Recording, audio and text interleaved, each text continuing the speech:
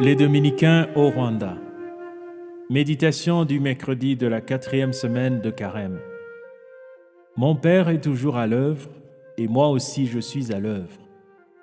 Chers frères et sœurs, loué soit Jésus à jamais.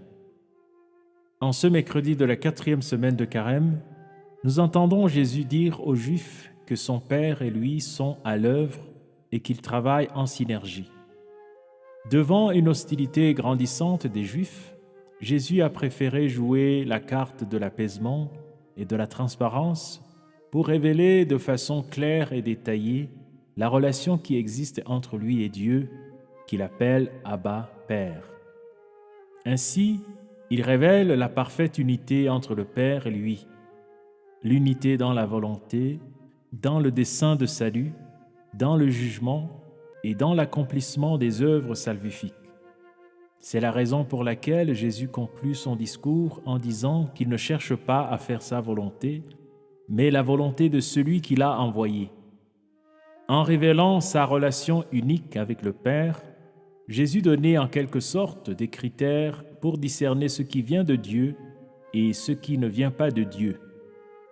Aujourd'hui, nous entendons de plus en plus de gens qui se déclarent envoyés de Dieu et disent avoir reçu de lui des messages sur tel ou tel aspect de la vie des personnes humaines. Certes, nous devons suivre le conseil de saint Paul apôtre dans sa lettre aux Thessaloniciens.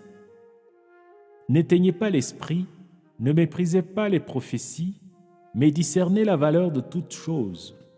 Ce qui est bien, gardez-le, éloignez-vous de toute espèce de mal. Mais comment savoir ce qui est bien chez une multitude de messagers qui disent avoir été envoyés par Dieu? En nous référant à ce que Jésus a dit aux Juifs concernant sa relation avec le Père, nous reconnaîtrons un vrai messager de Dieu grâce à 3 qualités principales. L'humilité, car la volonté de Dieu doit être faite. La bienveillance, car Dieu veut sauver les pécheurs et non les détruire. Et les œuvres de charité, car Dieu agit toujours concrètement pour le bien-être des personnes.